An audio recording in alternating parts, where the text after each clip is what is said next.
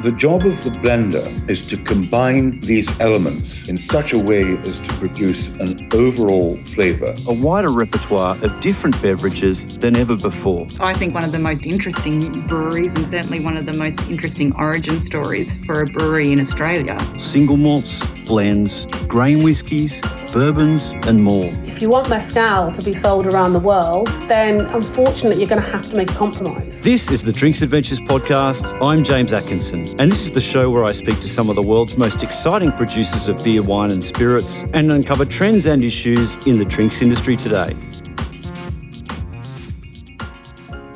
It's been a massive year for Lark Distilling Company, which recently announced the $40 million acquisition of fellow Tasmanian distillery Shene Estate. Managing Director Geoff Bainbridge joins us this episode, about 18 months after he last spoke with Drinks Adventures, for a two-part story that I've linked to from the show notes. And remember, you can visit drinksadventures.com.au and sign up to the newsletter so you don't miss stories like that one.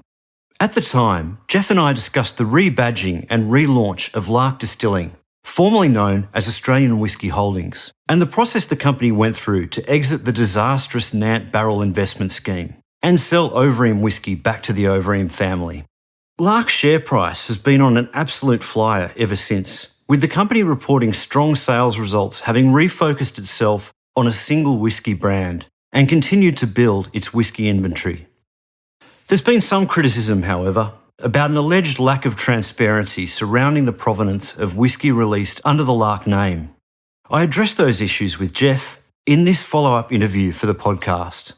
We also discussed some of the recent developments of late in Australian whisky generally, like the debate around a potential Tasmanian whisky appellation and the controversial Archie Rose patent. That's coming up after Geoff gives you an update on some of the other changes at Lark Distilling in recent times.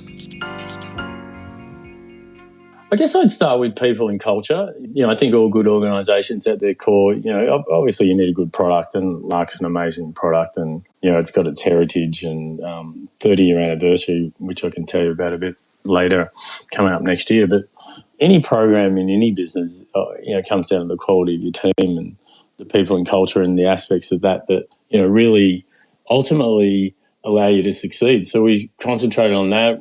We've had pretty high turnover, if I was, speaking freely and honestly. We have a full-time staff headcount of about 61 people.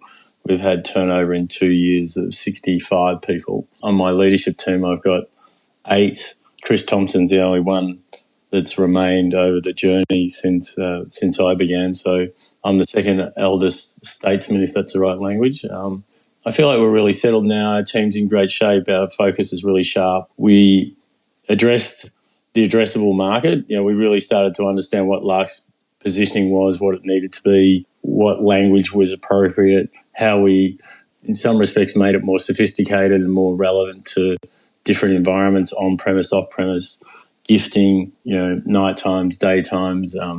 We certainly push very hard on innovation and in particular product innovation. So our cask finishing program really took hold over the last 18 months, and probably the most tangible way to visualise that is not just the number of releases and the type of releases that you'd be familiar with, whether it be a Lark Legacy or a Para 100, Para 50 or a Broken Wood or whatever it might have been.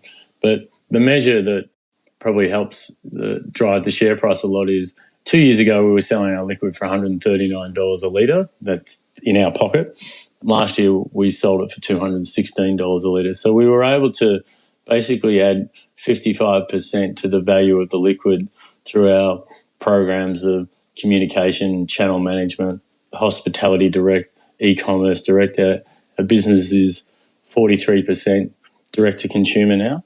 When I took the business over, it might have been lucky if it was 18%. So easy question to ask, James, difficult question to answer, because it's been the most kind of intense period of change, but very much with focus. There's obviously tremendous consumer appetite for Australian whisky, even at the sort of luxury kind of price points that some of your whiskies are commanding. Yeah, I think it's a fair assessment. I suspect in the more value categories, there's actually not as great a demand. That's probably one of the ironies. There's a belief in Australia that to have success, you've got to move into the mass market and go down. And I think we're increasingly seeing, just by the nature of just the wealth creation that's in Australia and how wealthy this country is, period, there is a genuine luxury market and there isn't a necessity to go down. And we're seeing, boutique and collectability, this idea of kind of connection, back to kind of a place that you know or a place you've been. We're certainly seeing experience.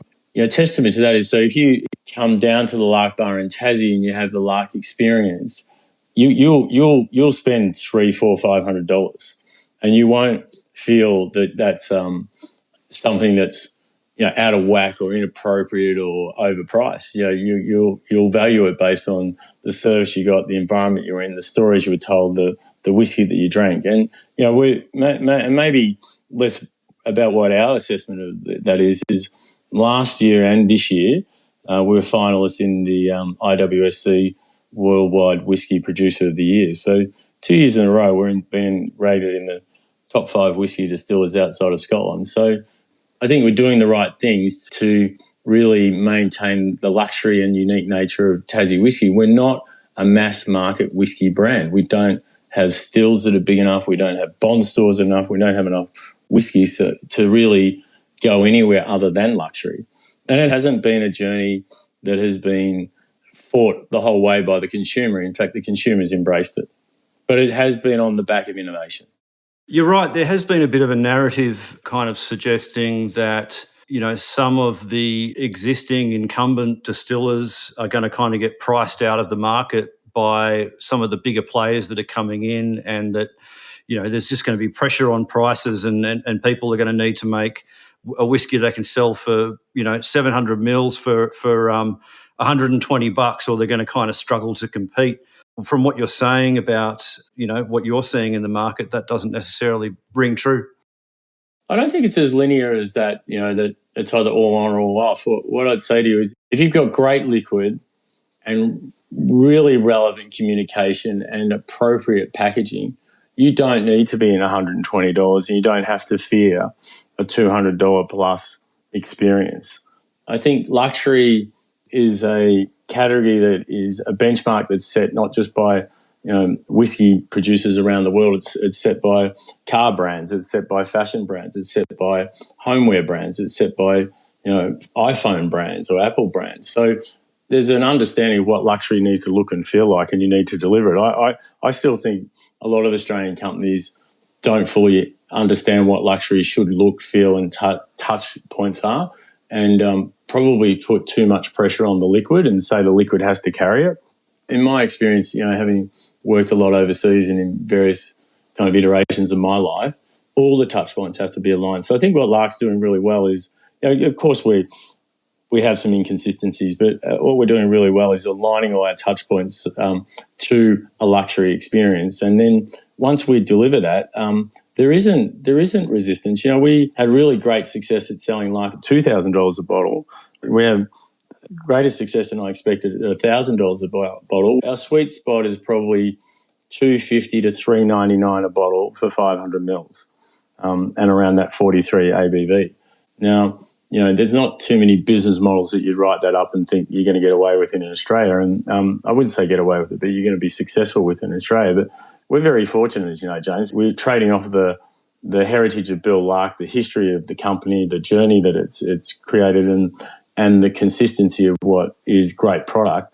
Chris Thompson's overlay this fantastic finishing program, which is pushing the boundaries of innovation. What we've noticed, so for example, on our website, 52% of our customers are female and 48 are male. And the age group is, the largest age group is 25 to 35. So we're not your conventional whiskey. We're not trying to be Scottish whiskey, definitely not trying to be Japanese. We're just trying to be true to us. And I was asked recently in a marketing forum, if I had to describe Lark as a person, what would it be? And I think everyone was waiting for me to say an old white man with a beard and looks like Santa Claus, aka Bill Lark. And that, I mean that in the dearest compliment to him because he's a good friend. But I said, well, firstly, Lark is a woman, not a man, and she's a fiercely independent Tasmanian. So that's a very unconventional statement from a traditional whiskey brand, but that's how we're thinking nowadays. Investors are clearly liking what you're doing. I think I just checked the current share price is $5.11, and I can't recall what it was in April last year, but I bet you can. Yeah, it's been pretty meteoric rise. I'd say that the company was fundamentally undervalued.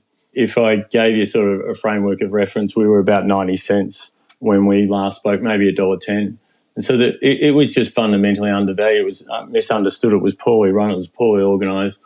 It didn't have control of its expenses. It didn't have a strategy. It didn't have a plan. So I think the valuation today isn't, it looks like it's swung fivefold, but the reality was it was never a 90-cent stock. It was a 90-cent stock because of the competence or the lack of competence of previous board and management. We've done some smart things, but we've also done some basic things that should have been done as well. Now, the investor community, they're not fickle. We're really fortunate. We have a really good share register. 18 months ago when we first spoke, we were predominantly Tasmanian high net worth individuals. We're now 65% institutions. We're supported by about 15 or 16 institutions, which are A-grade institutions. So we've become an investable institution stock. The dynamic that we had to go through there and explaining our journey to the market, doing some share issues, we've got a really interesting situation now. We've got a bank debt facility in place that is probably the first one for a whiskey company, because as you know, whiskey companies always bleed money and no bank wants to touch you. And if we're successful, my hope and aspiration in this exercise, if we're successful, will be something that will be templated and rolled out to other whiskey companies, because you're always chasing yourself capital for reinvestment. Lark's just out of that cycle. But yeah, the market likes us. That's a fair to say. I've been writing about drinks for about the last decade, and I've never known a sort of a more interesting and dynamic time on the ASX, which, we've got, apart from yourselves, is obviously Mighty Craft and Top Shelf. What do you kind of make of the amount of investor interest there is in this category at the moment? It's a simple playbook.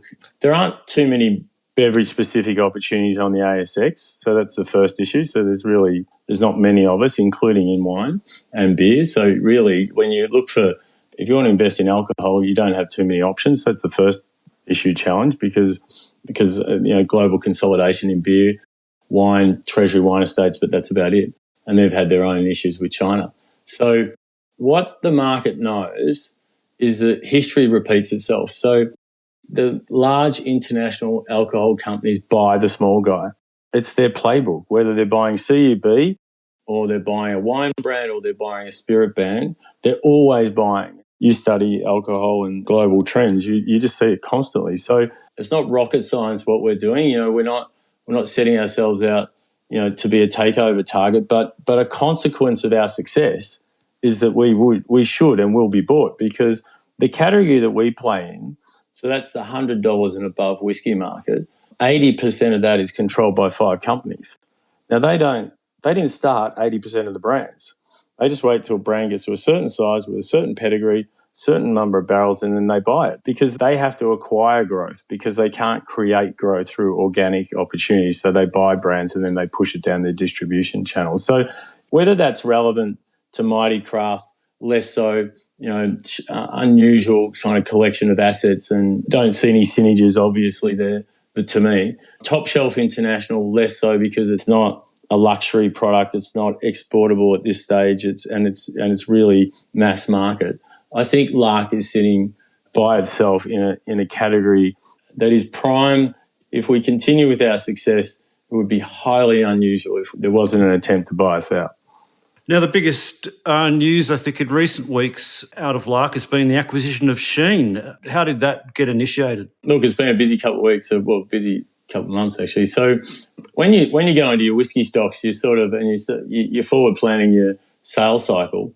Obviously, you can only sell what you've got. You sort of look in the shed. It's a bit literal what I'm describing. You look in the shed and you're like, mate, where's the whiskey for next year? And they're like, 5 years ago we ran out of money, so we didn't make whiskey for 6 months. You're like, oh shit. So you take a big gulp. You try and bring some forward, push some back, but you fundamentally have a gap, and we had a gap. We have a really good collegiate relationship with John and the team and Risk at the team at Shene, and they also own Callington Mill. So we have a great relationship with them. And I just said to John one day, I said, mate, have you got any whiskey? And he said, yeah, I'll sell you some whiskey. I said, I need circa 30,000 litres. So during that exercise, what we did is we took samples of 1,000 barrels from Shene and we picked 300. And we were really pleasantly surprised at what we were tasting. So that was our first aha moment. And then the next aha moment was we've been capacity constrained ourselves. So we've been doing some outsourcing. Unfortunately, our primary outsource partner was Adams, and they had a fire, so they weren't able to fulfil that arrangement. So Shene has been making Lark for the last 5 months. So we got to taste their liquid, loved it, and they've been making Lark. Now, John's in a situation where he's got 2 distilleries, 2 brands, and they're both coming onto market at the same time. And I think without sort of speaking on his behalf, but if he was on this call, he'd say, listen, he just came to the realisation that it's hard enough to launch 1 brand, let alone 2. So we had a very pleasant pub lunch in Richmond, down there, in the wine country in Coal Valley, and chatted away. And I said, mate, why don't you sell us Shene? He goes, all right, why not? And it was it's as simple as that, and it's as complicated as that. It's an ASX public company has to go through a whole series of regulations and routines to pull something like this off. But it's been really smooth, feels really good, feels right. We were in a situation where we had 2 distilleries, one in the right location in the Coal Valley, but land constrained. One in the wrong location out in Bothwell, but not land constrained, but building and taking on a heritage project. So we were really ultimately looking to pull back from the outsourcing program and control our own destiny. And Shene, for those who don't know Hobart very well, so as you arrive in Hobart at the airport, that's where Coal Valley is, right there. You drive into Hobart, and then if you went another 25 minutes north, you would end up at Shene. So it's actually past Mona. And it's a spectacular, estate in its own right. It's not the most spectacular distillery, hand on my heart. It's similar to the ones that we've got, and sort of subscale and kind of lacking in automation. So we've committed, as part of the purchase of the estate, of the barrels, of the cooperage, of the bond stores, we've also committed to build a new 1 million litre distillery down there. So, give or take 16 months from now, that'll be opening. It'll be all from Tassie, so Colmar, great partner down there in terms of making stills and things. So we're pretty excited, because when you talk about milestones, that would be a milestone for us in 12, 16 months' time, cutting the ribbon on a greenfield 1 million litre distillery, state-of-the-art, that finally cements Lark with a home and with something that, if you came down, James, or any of your listeners, it would be a must-see, must-stop. Whereas at the moment, I'd be somewhat embarrassed to take you to our 2 facilities because they don't reflect what I previously described as luxury. Now, that sort of brings us on to something else that I wanted to raise. I mean, Lark has historically been a single malt brand, a single malt distillery. And I guess last year, when the name was changed to Lark Distilling, as an ASX-listed company, Lark Distilling, Lark's kind of morphed into a brand, hasn't it, which includes some blended whiskies. And there's been a bit of disquiet about that, because that's not the way that distilleries, I think, in Scotland operate. What are your thoughts on that?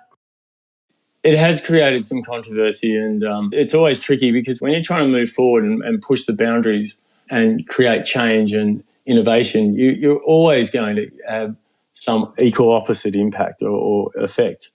If I was to just touch on Lark for a minute and take you through the journey, we were Australian Whisky Holdings. We had Overeem brand, Overeem barrels. We had Nant brand, Nant Distillery, Nant barrels. We had Lark brand, Lark Distillery, Lark barrels.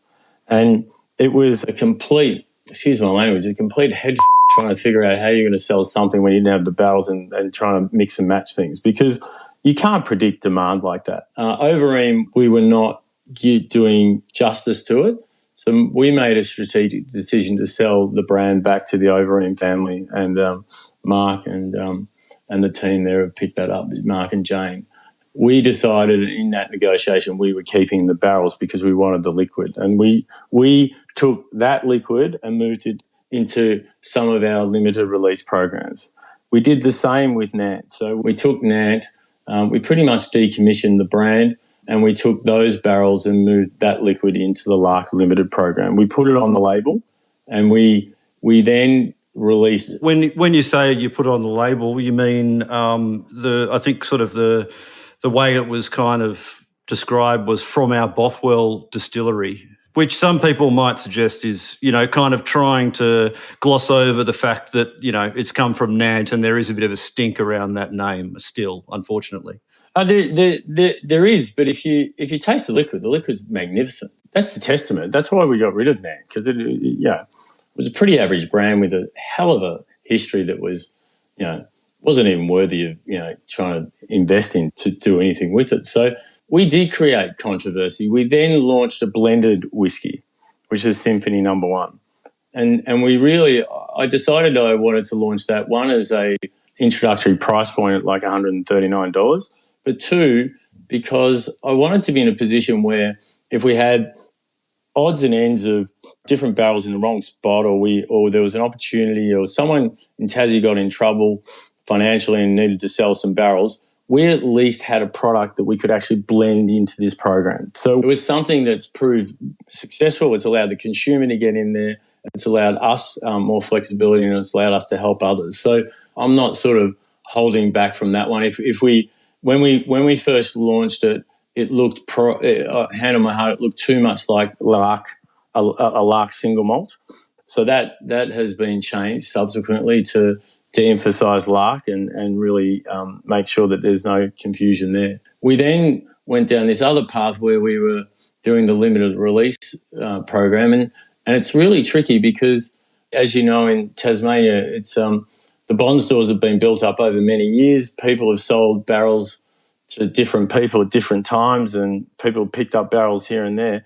Our bond store was full of some really interesting barrels with, interesting, colourful history, and yet we weren't able to tell the consumer where that came from because we actually had 2 lawsuits sitting on our desk saying if we told anyone that those barrels were from that distillery, we'd get sued. So you're in this insidious position where the market wants to know, but then on the other side, you're potentially getting sued. So we've So which, can I ask? No.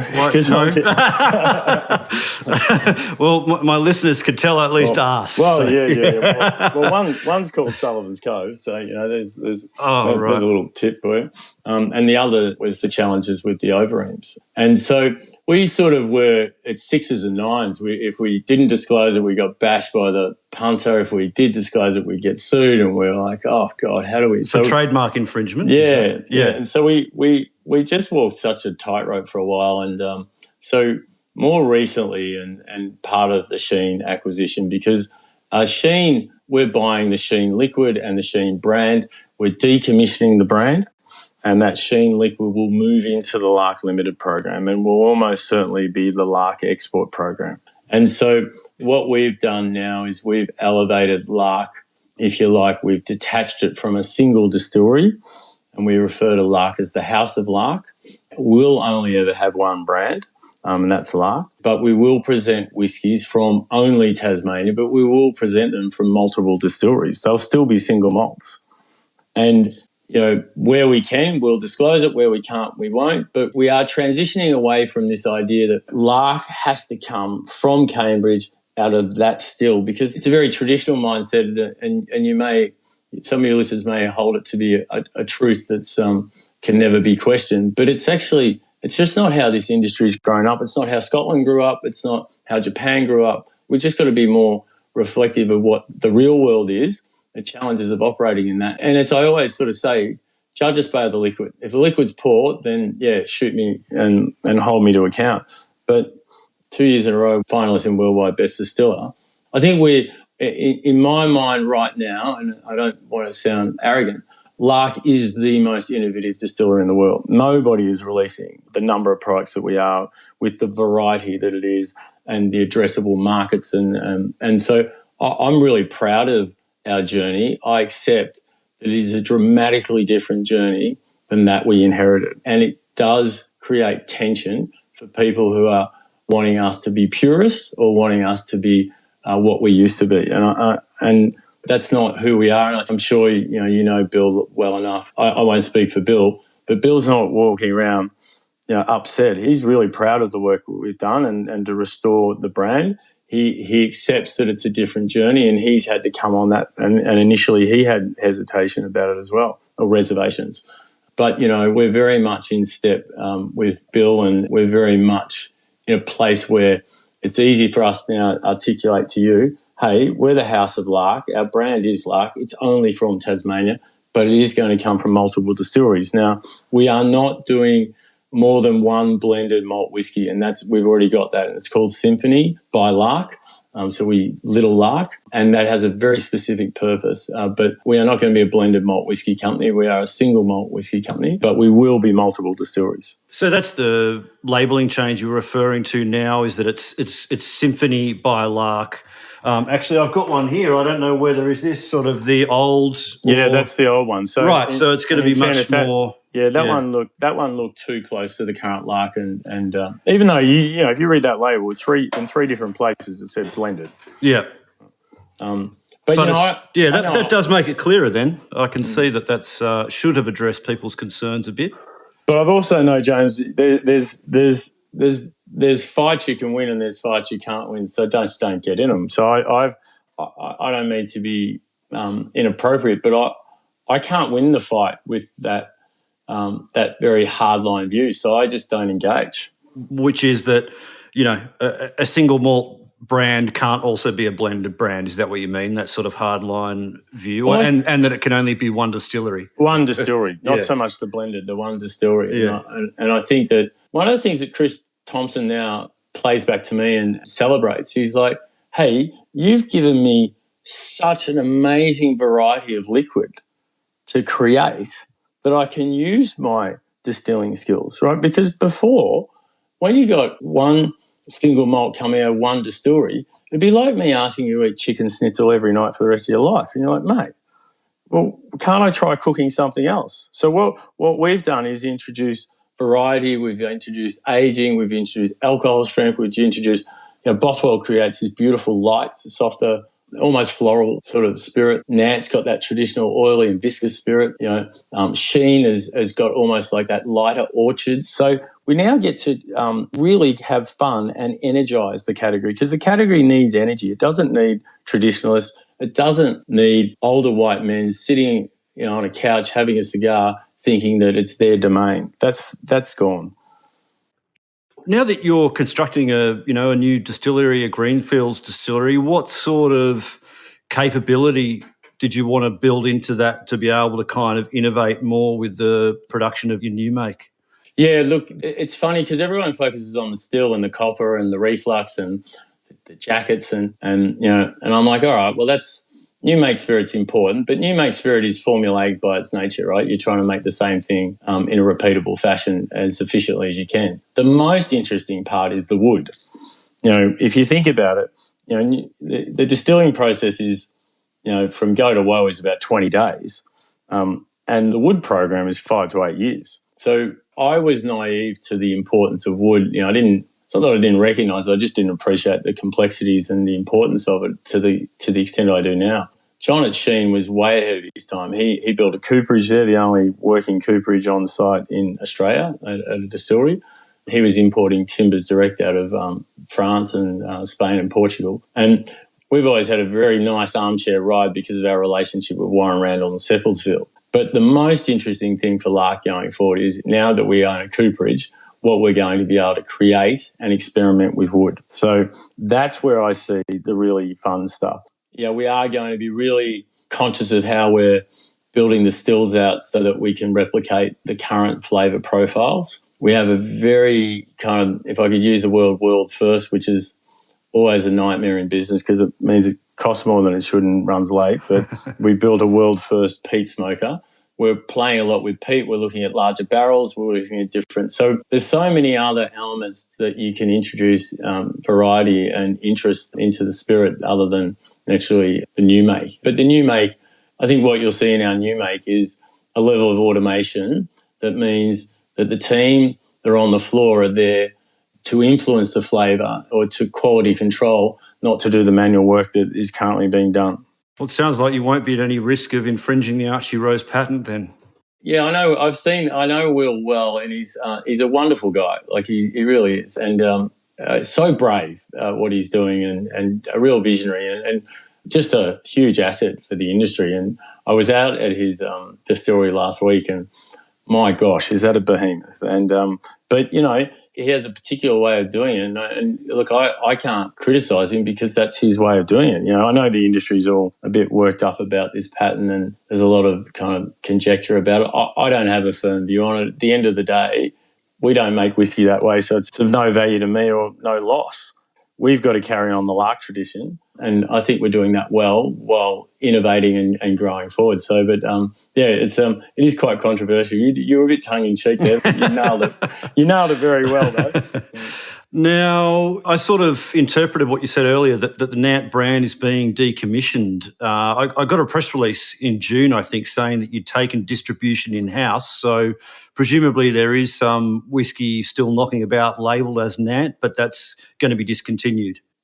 Not much, and it's almost exclusive with Dan Murphy's at the moment, and whether that continues or not, I'm not sure. But the simple fact is, we could take that same liquid and put it in an Nant bottle and sell it for X, or we can take that same liquid and put it through the Lark Limited finishing program and sell it for Y.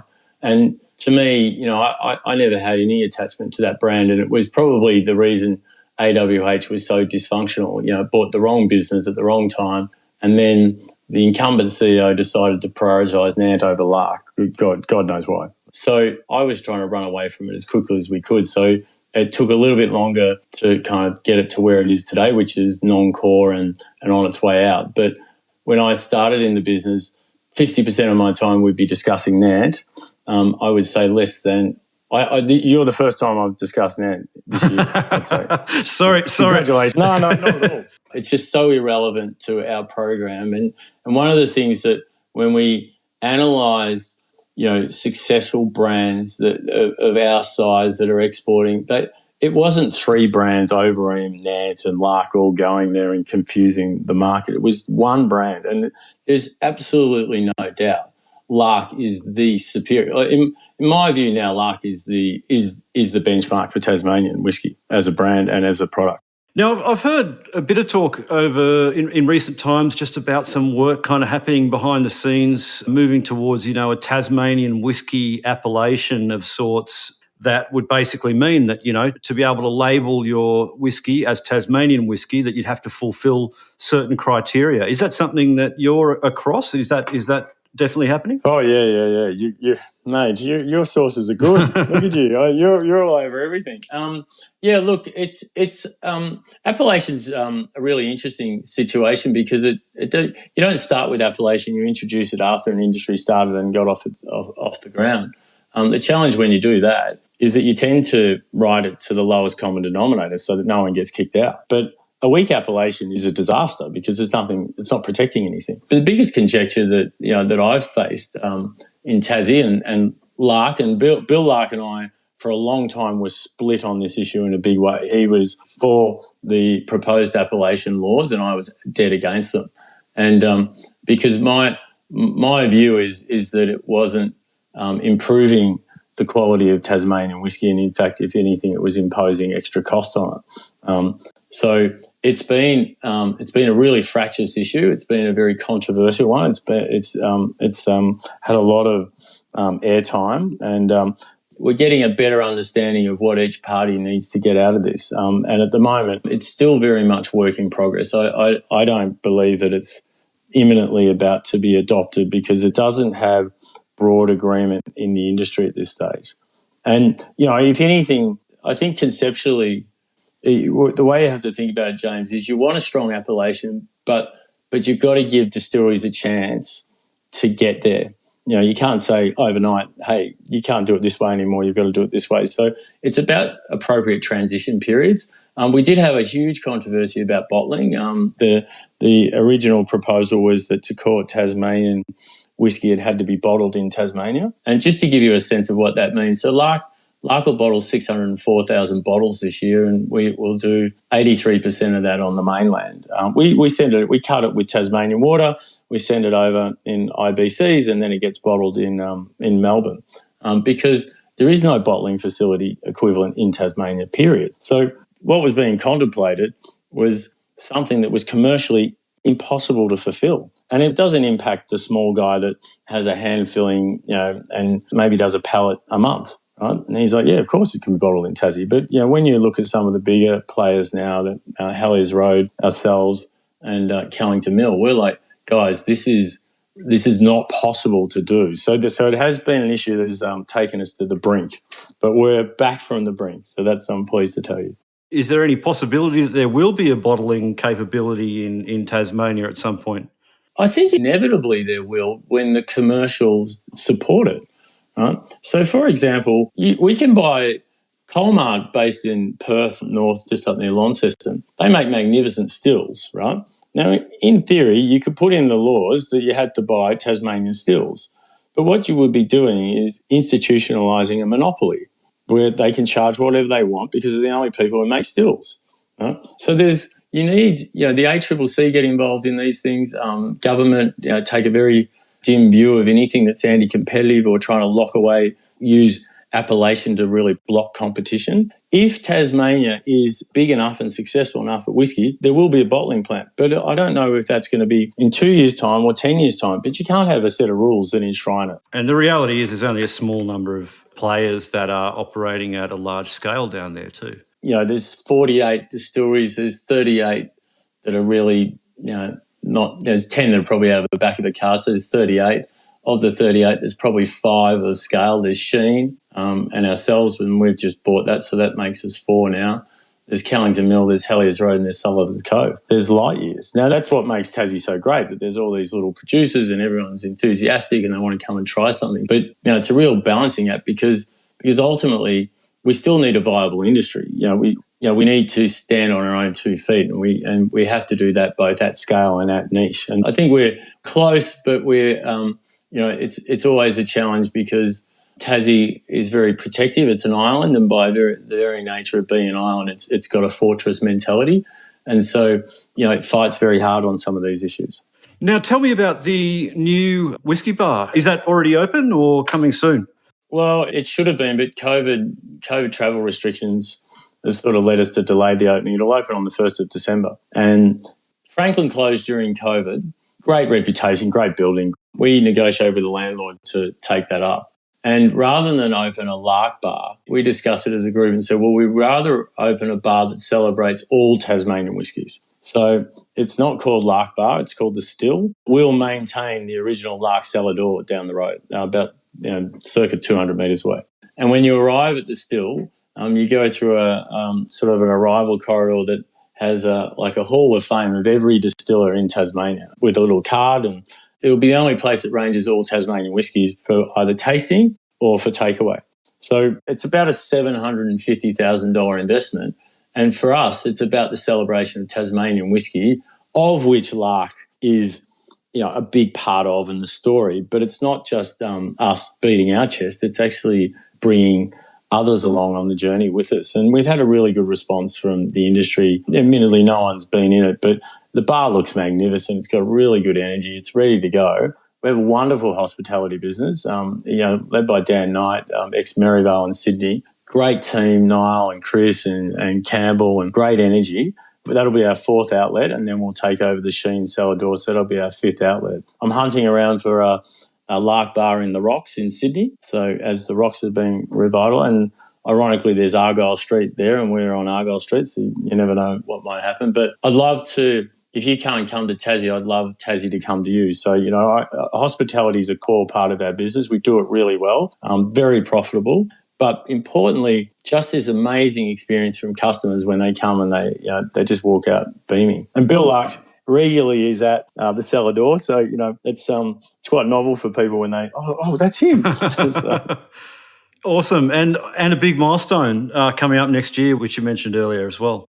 Yeah, look, May 28, 2022 is the 30-year anniversary of Lark, and We all know the story of the fly fishing and then changing the laws, and then on the kitchen table with Bill and Lynn. When I chat to Bill about the program for next year, there's an official function by the ADA in Melbourne where we'll be guest of honour. Lynn and Bill will be guest of honours, where we're actually inviting all the ADA members who have whiskey to submit a sample, and that we'll be creating a special ADA blended 30-year celebration that will be given out at the ADA function.